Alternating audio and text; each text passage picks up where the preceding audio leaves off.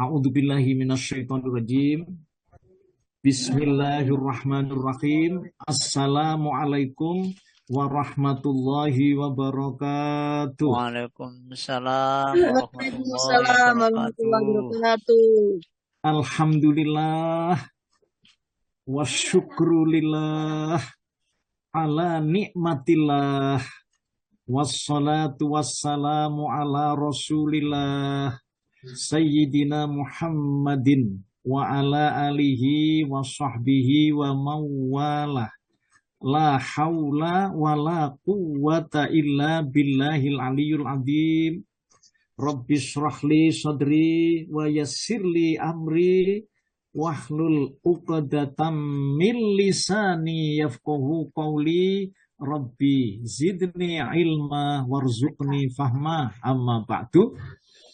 Yang sangat kami hormati yaitu Bapak Ketua Pembina yang terhormat Ustaz Dr. Andes Haji Soekardi. Kemudian yang sangat kami muliakan guru-guru kita, para bini sepuh, para alim, yang fatwa-fatwanya bermanfaat untuk kita semua. Kemudian juga yang sangat kami banggakan adalah yang terhormat Bapak Ibu donatur yang masih tetap terus istiqomah untuk mendarma baktikan sebagian daripada rizkinya. Mudah-mudahan Allah senantiasa menganugerahkan berkah rizkinya. Kemudian yang dimuliakan Allah yaitu bapak-bapak, ibu-ibu, para jamaah yang sering saya ulang-ulang tetap istiqomah untuk bisa mengikuti kajian kita ba'da subuh ini. Ada di pemancar khusus, yaitu Zoom online Asyifa. Rahimakumullah. Jadi Bapak Ibu, saya ingin melanjutkan salah satu di antaranya tanda-tanda, ya, termasuk tanda-tanda kiamat yang besar. Di sini salah satu di antaranya adalah Ka'bah akan dihancur luluhkan pada akhir zaman. Ya, apakah benar ini? Kan ini pertanyaannya. Dan mari kita kaji pada pagi hari ini. Semoga kita mendapatkan masukan yang sangat berharga sekali. Bapak Ibu yang dimuliakan Allah Subhanahu wa taala. Ini sejak sebelum Nabi Muhammad itu diutus, jadi menjadi Nabi dan Rasul dengan membawa agama Islam, hingga beliau diutus sampai tiba masa, sampai hari ini. Hingga beliau diutus, dengan kekuasaannya Allah telah memberikan perlindungan, telah menganugerahkan perlindungan agar Ka'bah itu terbebas dari kehancuran dan gangguan. Jadi sampai hari ini, Bapak Ibu, nuwun sewu ini Pak Jiandi. Halo Pak Jiandi. Siap. Oke Pak, nuwun sewu Pak. Ini saya ingin membacakan sebuah ayat Pak. Monggo. Jadi keadaan ini Bapak Ibu telah dijelaskan dalam Al-Quran. Monggo. Jadi Allah memberikan perlindungan agar Ka'bah itu terbebas dari kehancuran dan gangguan. Monggo dipun buka Pak Jandi surat yang ke-22 Pak. Surat yang ke-22 Al-Hajj ayat 25. Ini. Terus nanti akan saya tambah lagi. Dilanjut ya Pak. A'udzu billahi minasyaitonir rajim. Innal ladzina kafaru wa yasudduna an sabilillahi wal masjidil haram والمسجد الحرام الذي جعلناه للناس سواء العاكف فيه والباد وَمَنْ يُرِدْ فِيهِ بِإِلْحَادٍ بِظُلْمٍ نُذِقْهُ مِنْ عَذَابٍ أَلِيمٍ. Monggo Pak Haji, dipersilakan. Bismillahirrahmanirrahim. Sungguh, orang-orang kafir dan menghalangi manusia dari jalan Allah dan dari Masjidil Haram yang telah kami jadikan terbuka untuk semua manusia, baik yang bermukim di sana maupun yang datang dari luar, dan siapa saja yang bermaksud melakukan kejahatan secara zalim di dalamnya, niscaya akan kami rasakan kepadanya siksa yang. Iya, terima kasih Pak Jandi. Jadi ayat ini Bapak Ibu memberitahukan kepada kita bahwa rupanya Allah itu menjanjikan ya kepada kita semua, Allah itu akan mengamankan Masjidil Haram itu. Nah, jadi orang-orang yang mau berbuat dolim ya ada di Masjidil Haram, maka Allah akan mengazab dengan azab yang sangat pedih. Bapak Ibu yang dimuliakan Allah. Akan tetapi benarkah Ka'bah ini salah satu di antaranya, ya, termasuk kiblatnya orang yang beragama Islam di penjuru dunia ini akan dihancurkan, akan dirobohkan pada akhir zaman nanti. Nah, Syekh Safiur Rahman Al-Mubarakfuri dalam buku sejarahnya, jadi sejarah Mekah dan Al-Mukarramah, sejarah Mekah Mukarramah, itu menjelaskan tentang banyaknya riwayat hadis-hadis Nabi yang menguatkan berita tentang tragedi runtuhnya Ka'bah pada akhir zaman nanti. Demikian pula Imam Ibnu Hajar Al-Asqalani dalam kitabnya Fathul Bari, Bapak Ibu, juga menjelaskan riwayat hadis tentang peristiwa tersebut. Bapak Ibu yang dimuliakan Allah, masih segar dalam ingatan kita ya, bahwa ketika Ka'bah itu akan dihancurkan oleh pasukan gajah, jadi pasukan tentara yang naik gajah itu, yang dipimpin oleh seorang raja yang dolim dari Yaman pada waktu itu, yang bernama Abraha bin Al-Asram. Namun, bagaimana apa yang terjadi? Belum sampai mereka itu menyerang dan menghancurkannya, Allah Subhanahu wa Ta'ala telah bertindak untuk melindunginya dengan mendatangkan tentara berupa bangsa burung yang bernama Ababil untuk menghancurkan pasukan gajah mereka sehancur-hancurnya.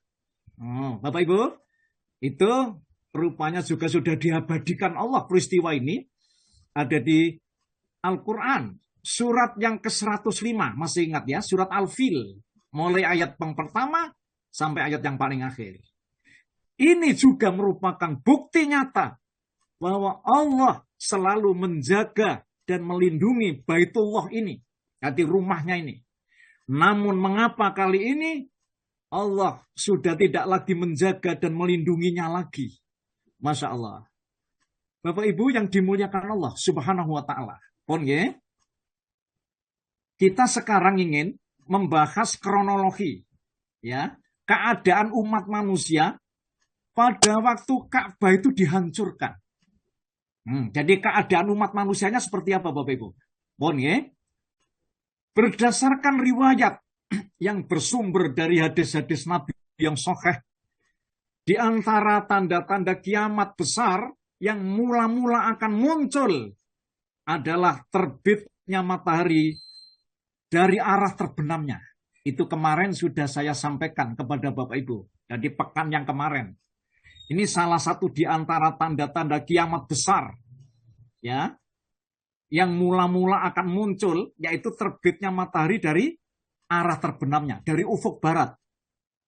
Nah, Bapak Ibu, ada seorang ulama, ini yang saya ambilkan, yaitu Sufyan Ats-Tsauri, ya, seorang ulama ahli ilmu hadis, ilmu fikih, ya, dan lain-lainnya. Itu lahir di Kufah, jadi Irak, nih, pada tahun sekitar lebih kurang 96 Hijrah. atau bertepatan dengan tahun 716 Masehi, meriwayatkan dari sahabat Mansur, dari Amir, dari Siti Aisyah yang mengatakan bahwa apabila pertanda kiamat yang pertama ini telah muncul, yaitu terbitnya matahari dari arah terbernanya itu, maka para malaikat pencatat amal perbuatan manusia menahan diri dan menghentikan tugasnya. Masya Allah. Bapak Ibu yang dimuliakan Allah. Ya. Nuhun sewu Pak Jandi. Oke. Jadi keadaan ini telah dijelaskan dalam Quran, Pak. Monggo. Surat yang ke-6, Ipun Persani, Al-An'am, ayat 158. Ya, di situ tidak saya baca semuanya, ini saya petik saja ya, nanti panjangan terjemah seluruhnya, Pak. La yanfa'u nafsan imanuha lam takun amanat min qabl. Dipersilakan Pak Ji, diterjemah. Yang merasa nantinya hanyalah kedatangan malaikat kepada mereka, atau kedatangan Tuhanmu, atau sebagian tanda-tanda dari Tuhan. Pada hari datangnya sebagian tanda-tanda Tuhanmu tidak berguna lagi iman seseorang yang belum beriman sebelum itu. Atau belum berusaha berbuat kebajikan. Dengan imannya itu, katakanlah, tunggulah, kami pun menunggu. Iya, Bapak Ibu, ini terima kasih Pak Jandi. Bapak Ibu, jadi ayat ini di situ ada poin penting, ya. Jadi poin pentingnya itu adalah tidaklah bermanfaat lagi iman seseorang kepada dirinya sendiri yang belum beriman sebelum itu. Jadi apabila matahari sudah terbit dari arah barat, maka sudah tidak berguna lagi iman seseorang. Ya, sebelum itu, ya, jika orang itu belum beriman atau orang itu belum beramal soleh walaupun dia sudah beriman, nah, itu tidak berguna lagi. Jadi ayat ini memberitahukan kepada para malaikat pencatat amal perbuatan manusia itu menahan diri dan menghentikan tugasnya sudah. Jadi sudah tidak nyatet lagi, Bapak Ibu. Terus, ya, Bapak Ibu yang dimuliakan Allah, ini ya terbitnya matahari dari arah terbenamnya itu. Kemudian disusul Bapak Ibu dengan munculnya Dajjal. Wallahu a'lam bishawab. Diriwayatkan dalam beberapa hadis yang sahih bahwa munculnya makhluk ini merupakan huru-hara fitnah kejahatan terbesar. Saya ulang, merupakan huru-hara fitnah kejahatan yang terbesar dan terberat sepanjang sejarah kehidupan yang akan menimpa umat manusia akhir zaman nanti. Jadi Dajjal itu merupakan fitnah yang terbesar. Bahwa tidak ada suatu negeri pun di muka bumi ini kecuali akan dirambah oleh Dajjal ini, Bapak. Dengan membawa kerusakan dan fitnah kecuali negeri Mekah dan Madinah. Oh, itu disebut dalam hadis. Jadi negeri Mekah dan Madinah itu tidak terambah Dajjal. Diriwayatkan pula tidak ada satu masjid pun di muka bumi yang tidak mereka masuki. Kecuali hanya 4 masjid di dunia ini. Ada 4 masjid Bapak Ibu yang tidak dimasuki oleh Dajjal ini. Karena dijaga oleh para malaikat. Yaitu Masjidil Haram. Itu 1. 2. Masjid Nabawi. 3. Masjidil Aqsa. Ya, di Palestina. Dan yang keempat, ada masjid namanya At-Tur, Bapak Ibu. Masjid Tur. Itu masjid ketika Nabi Musa itu ya menerima wahyu dari Allah ada di Gunung Tur.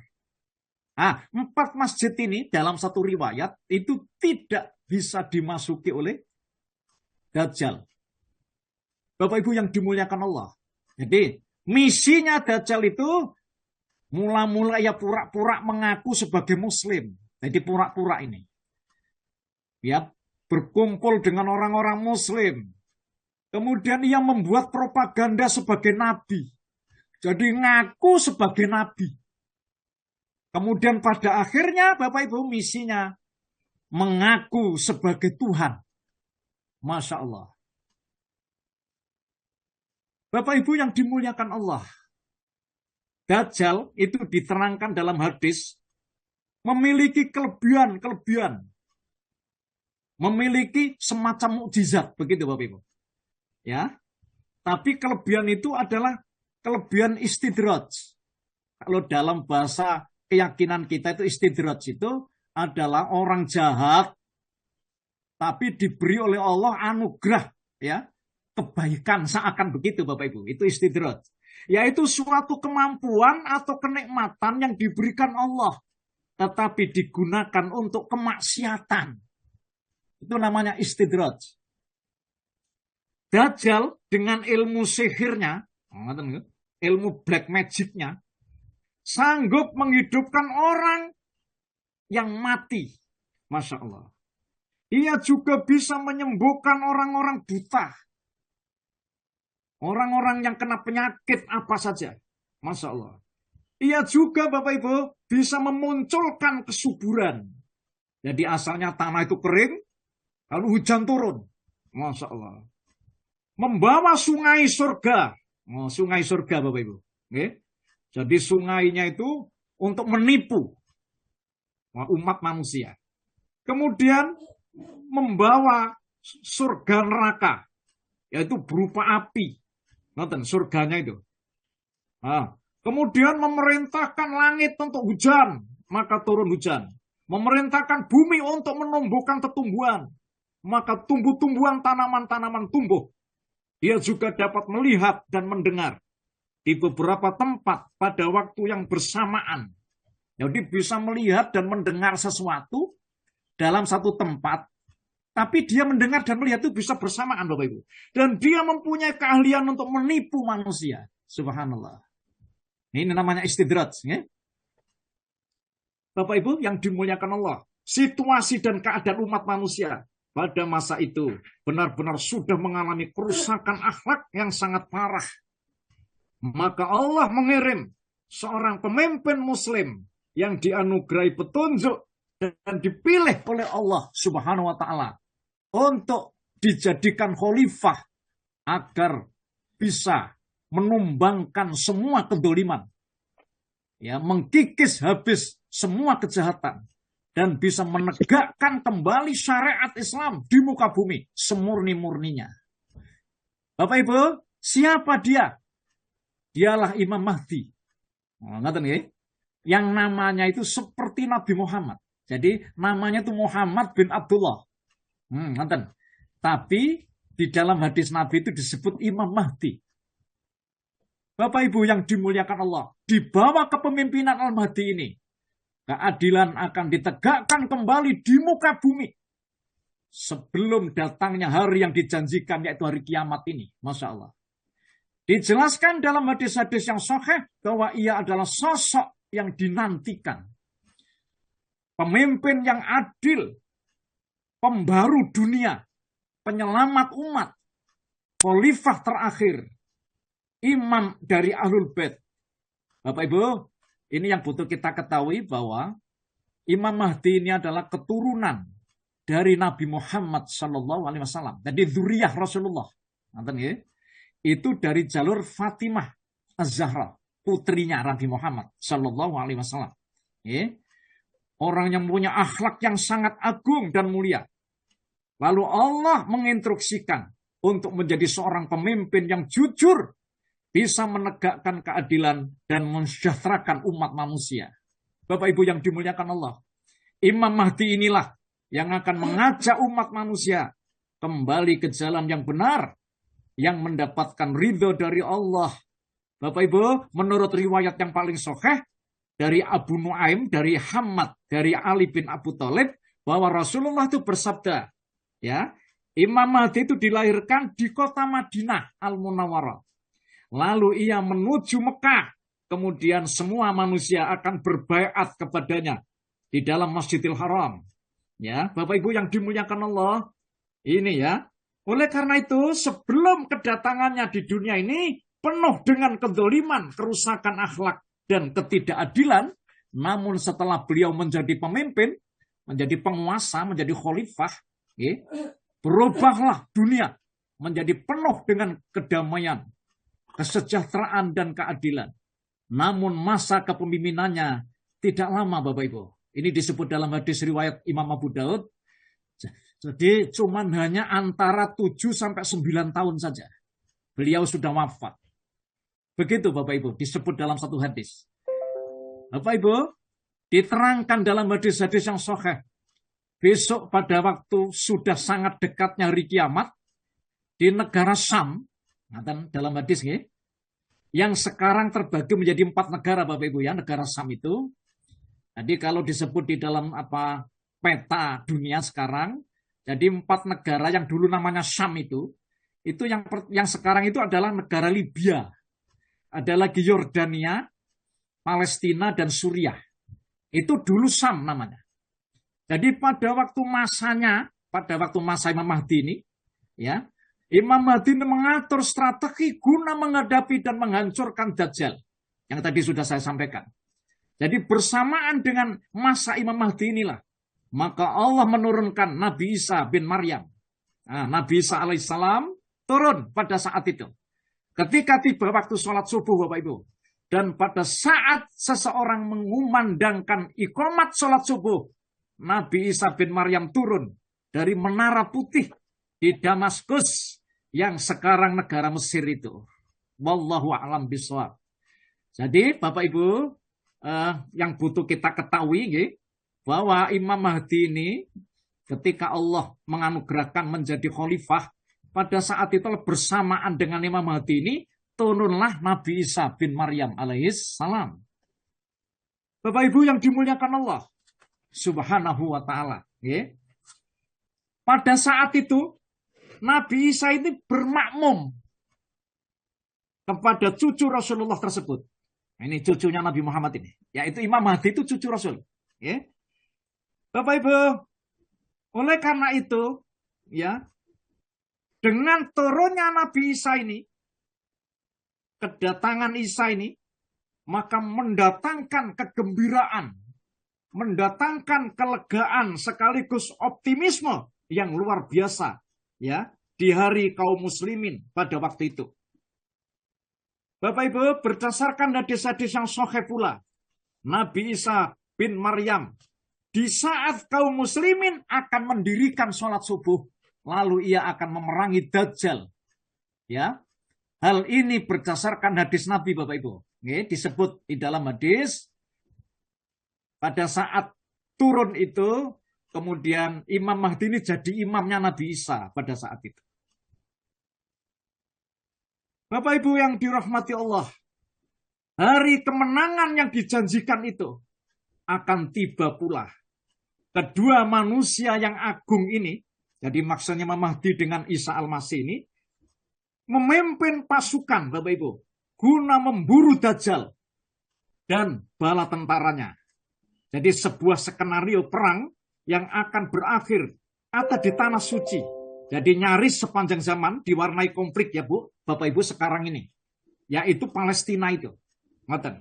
Di sanalah Bapak Ibu, Dajjal itu akan mati. Dan umat Islam mengalami kemenangan. Tepatnya ketika makhluk laknat itu melihat Nabi Isa ada di pintu gerbang Lut. Jadi pintu gerbang negara Palestina yang menyebabkan dia meleleh bagaikan garam di atas air, masuk ke dalam air. Tanpa kesulitan, Nabi Isa menebas leher pendusta itu dengan pedangnya. Bapak Ibu yang dimuliakan Allah Subhanahu wa ta'ala. Masya Allah. Ya, masa-masa penuh berkah pun menyemarakkan bumi. Tak seorang pun hidup pada masa itu kecuali berlimpah rezeki dan penuh kegembiraan. Keadilan merata di seluruh penjuru bumi. Maksudnya tidak diceritakan ini. Kapan Imam Mahdi itu meninggal, Bapak Ibu. Namun yang jelas, Imam Mahdi itu wafat. Jadi meninggal di masa Nabi Isa ini. Dan semua muslim menyolatinya pada waktu itu. Bapak Ibu yang dimuliakan Allah. Dalam situasi yang demikian ini, atas kehendak Allah, Ya'jud dan Ma'jud dengan usahanya bisa membobol tembok penghalangnya. Subhanallah. Jadi setelah Dajjal itu sudah mati, muncul Bapak Ibu, Ya'juj dan Ma'juj. Jadi dengan usahanya bisa membobol tembok penghalangnya. Ini atas kehendak Allah. Maka dengan serta-merta, ya, Ya'juj Ma'juj turun Bapak Ibu, ya, dari atas pegunungan yang tinggi. Ini bagaikan air bah. Lalu mereka berbaur dengan umat manusia untuk membuat kerusakan di muka bumi. Masya Allah. Bapak Ibu, rupanya pelajaran ini sudah saya sampaikan pada kemarin, pada waktu Ya'juj Ma'juj. Gitu. Bapak Ibu, ketika Ya'juj dan Ma'juj keluar, jumlah mereka ribuan karena banyaknya. Sebuah danau bisa kering karena mereka minum. Tidak ada satupun tempat di muka bumi yang tidak mereka lewati. Masya Allah. Kecuali mereka berbuat kerusakan. Ketika kabar mengenai kedatangan mereka sampai ke telinga Nabi Isa, Bapak Ibu. Beliau dan kaum muslimin memilih bersembunyi di gunung-gunung untuk menyelamatkan diri. Beliau kemudian Nabi Isa bersama kaum muslimin berdoa kepada Allah. Masya Allah. Untuk mohon pertolongan. Ya, agar supaya Allah menganugerahkan pertolongan Bapak Ibu pada saat itu, ya, dengan merambahnya Ya'juj Ma'juj ini atas kehendak Allah. Tidak berapa lama Bapak Ibu, Allah menurunkan ulat di dalam satu hadis, ya, yang demikian banyak yang membunuh seluruh pasukan Ya'juj Ma'juj itu. Jadi Bapak Ibu yang dimuliakan Allah, Allah menurunkan ulat-ulat yang banyak. Lalu kemudian menggigit Ya'juj Ma'juj itu. Sehingga Bapak Ibu, rupanya Ya'juj Ma'juj ini itu mati semuanya. Sehingga bumi berbau anyir, bau busuk. Mayat-mayat mereka bergelimpangan memenuhi semua tempat. Kemudian datanglah hewan-hewan pemakan bangkai dan disusul hujan deras yang menghilangkan jejak yang tertinggal. Bumi pun kembali rupanya dipenuhi dengan kedamaian setelah Ya'juj Ma'juj itu, lalu kemudian mati semuanya. Bapak Ibu yang dimuliakan Allah Subhanahu wa Ta'ala, dan itu sudah disebut dalam hadis-hadis Nabi Muhammad nih Pak. Bapak Ibu, kemudian berapa lama Nabi Isa tinggal di muka bumi? Berapa lama Nabi Musa tinggal di muka bumi? Ini berdasarkan hadis Nabi. Jadi riwayat Muslim Bapak Ibu, Allah mengutus Isa bin Maryam itu seperti Urwah bin Mas'ud yang mencari Dajjal dan membunuhnya, kan gitu. Setelah itu selama 7 tahun manusia tinggal dan tidak ada permusuhan di antara dua orang pun. Kemudian Allah mengirim angin sejuk dari arah Syam, ya. Lalu dia tersisa seorang yang di hatinya ada kebaikan atau keimanan terberat sebiji sawi pun. Jadi tidak tersisa. Semuanya mati karena ada angin tadi. Masya Allah. Bapak Ibu yang dimuliakan Allah. Pun ya. Pada masa ini nih, secara kontinu, sebanyak umat muslim itu masih berdatangan Bapak Ibu untuk menunaikan ibadah haji. Ya. Terlebih ketika daya tarik tanah Hijaz, maksudnya Mekah ini, diperkuat oleh kepemimpinan Nabi Isa alaihissalam. Pada saat inilah diceritakan dalam hadis bahwa Isa putra Maryam baru melaksanakan haji dan umroh. Ya, ke Mekah ini Bapak Ibu. Ini ada disebut ya, riwayat Imam Ahmad telah menceritakan kepada kami Sulaiman ibnu Daud telah menceritakan kepada kami Imran dari Qatadah, dari Abdullah bin Abu Atobah, dan dari Abu Sa'id Al-Khudri yang mengatakan bahwa Rasulullah pernah bersabda, sesungguhnya dia Isa putra Maryam benar-benar akan melakukan ibadah haji di Baitullah, dan sesungguhnya dia benar-benar akan berumrah sesudah munculnya Ya'juj Ma'juj. Hadis riwayat Ahmad. Kemudian juga diperkuat oleh hadis riwayat Imam Bukhari, Bapak Ibu. Ya, Rasulullah bersabda, sungguh Baitullah ini akan tetap dikunjungi untuk berhaji dan berumroh setelah keluarnya Ya'juj Ma'juj. Hadis riwayat Bukhari. Bapak Ibu yang dimuliakan Allah. Ibnu Katsir ya, itu di dalam buku tafsirnya mengatakan tidak ada peniadaan antara dua riwayat karena Ka'bah itu dikunjungi manusia untuk ibadah haji dan umroh setelah kemunculan serta kebinasaan Ya'juj dan Ma'juj. Setelah kemunculan Dajjal dan Ya'juj Ma'juj. Jadi manusia, Bapak Ibu, pada saat itu mendapatkan ketentraman dan rizki. Ya, mereka berlimpah. Jadi rizki mereka berlimpah pada masa Isa alaihissalam. Selepas fitnah Ya'juj dan Ma'juj, muncul lagi Bapak Ibu, yaitu binatang melata. Dia dikenal dengan dabah, disebut dalam hadis yang sahih. Binatang-binatang tersebut bisa berbicara dengan manusia yang bentuknya sangat aneh. Jika dia mengetuk dahi seorang muslim, maka keluarlah tulisan muslim di dahi orang tersebut. Seperti halnya jika dia mengetuk dahi seorang kafir, maka muncullah tulisan kafir di dahi orang tersebut. Ketika manusia dalam keadaan hidup makmur seperti itu, tiba-tiba terdengarlah suara yang meminta tolong. Jadi pada saat itu Bapak Ibu, suara umat yang minta tolong, menyerukan bahwa ada rupanya perusak Ka'bah pada waktu itu. Lah, perusak Ka'bah itu siapa namanya? Itu disebut dalam satu hadis.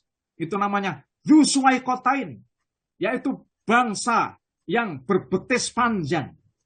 Dzu Suwaikotain sedang merusak Ka'bah. Dalam tafsir Ibnu Katsir diceritakan riwayatnya yang berasal dari sahabat Ka'bul Akhbar yang dikuatkan oleh beberapa hadis yang sahih. Ketika Isa putra Maryam itu mendengar terjadinya pasukan Ka'bah ini, maksudnya perusak Ka'bah ini, kemudian beliau berangkat Bapak Ibu bersama sejumlah pasukan yang terdiri atas 700 sampai 800 orang personil untuk memerangi Dzu Suwaikotain. Tetapi atas kehendak Allah, ketika mereka sampai di tengah perjalanan, jadi Nabi Isa bersama tentaranya ini, itu sampai di tengah perjalanan, jadi menuju ke Mekah untuk mengirimkan angin Yamania. Jadi Allah, atas kehendak Allah, jadi Allah itu mengirim angin Bapak Ibu, yang baunya harum. Jadi airnya baunya harum. Lalu angin itu mencabut semua roh orang-orang yang beriman. Saat itu juga Nabiullah Isa bin Maryam wafat Bapak Ibu di tengah perjalanan itu. Dan Nabi Isa disolatkan oleh kaum muslimin serta dikebumikan bersama Rasulullah ada di kamarnya. Ini hadis sahih. Hadis ini Bapak Ibu diriwayatkan oleh Imam Muslim. Sehingga yang tinggal di bumi ini hanyalah orang-orang yang jahat saja. Mereka hidup bagaikan hewan ternak. Masya Allah.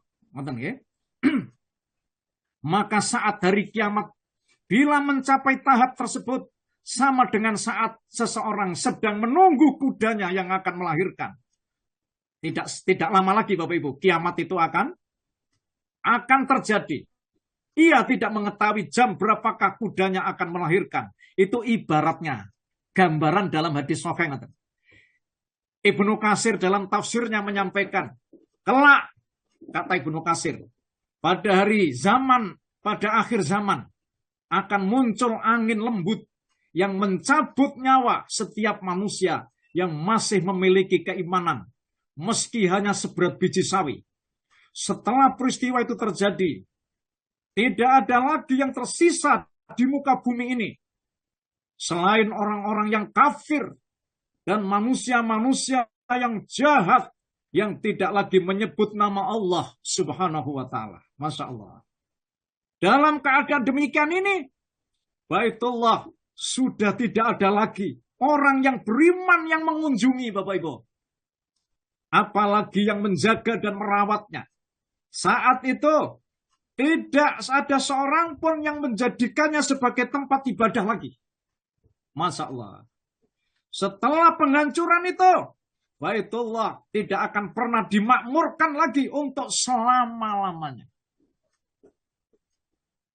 Ibnu Katsir menyampaikan sejumlah hadis tentang penghancuran Ka'bah ini. Rasulullah bersabda, akan dibaiat seorang pria di lokasi antara Rukun Yamani dan Makom Ibrahim. Ini maksudnya hadis Nabi. Ya? Baitullah ini tidak akan dinodai kesuciannya kecuali oleh penduduknya sendiri. Jika penduduknya telah menodai kesuciannya, maka tidak perlu ditanya lagi tentang kehancuran bangsa Arab pada waktu itu. Kemudian akan datang orang-orang Habasyah. Habasyah Bapak Ibu, Ethiopia, ya, yang sekarang ya, menghancurkan Ka'bah itu. Di mana tidak akan ada lagi yang membangunnya sesudah itu. Mereka lah orang-orang yang akan mengeluarkan harta dan yang tersimpan di dalam Ka'bah itu. Ini ternyata menurut hadis Nabi Bapak Ibu, itu orang-orang Habasyah, orang-orang Ethiopia yang dulu ya kaum muslimin pernah hijrah, ya termasuk hijrah yang pertama di Habasyah itu, yang pada saat itu rajanya bernama Negus Raja Najasyi. Rasulullah bersabda lagi, ada di dalam satu hadis Bapak Ibu, ini saya bacakan ya.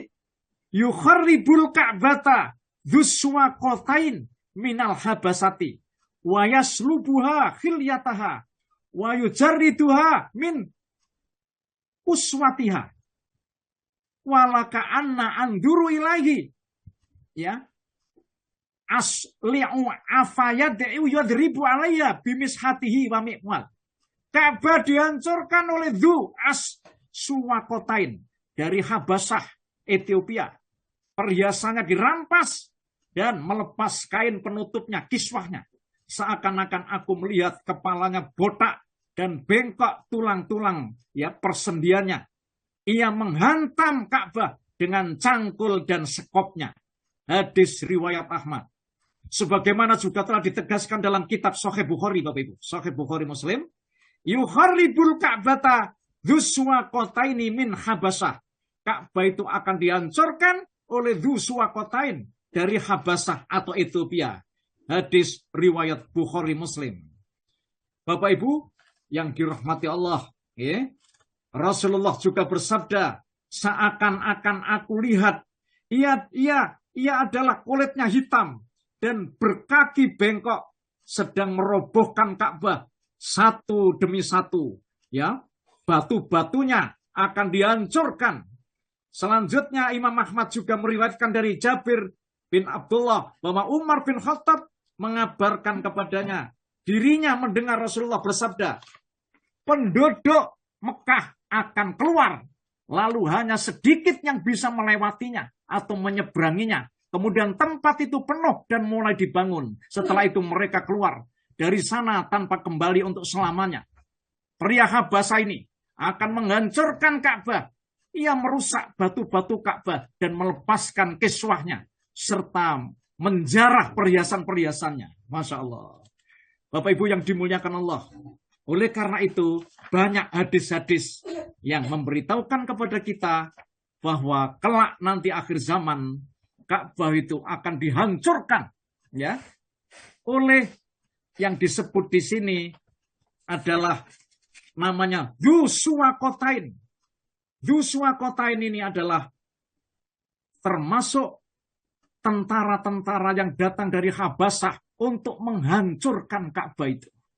Wallahu a'lam bishawab. Mudah-mudahan sedikit apa yang bisa kita bahas pada pagi hari ini memberikan kepada kita masukan informasi bahwa pada saat itu Bapak Ibu sudah tidak ada lagi manusia yang menyebut nama Allah itu. Dan rupanya sudah tidak ada lagi orang yang beribadah ke Mekah itu. Kemudian Bapak Ibu, kebanyakan umat pada saat itu sudah tidak lagi membangun Ka'bah itu kembali untuk selamanya. Imam Ghazali Bapak Ibu di dalam kitabnya ya, itu Ihya Ulumuddin mengatakan bahwa sebenarnya Allah menggendaki Ka'bah itu diangkat ke langit. Tetapi kalau hadis-hadis Rasulullah mempositifkan bahwa Ka'bah itu memang akan dirusak ya oleh orang yang dari Habasah ini.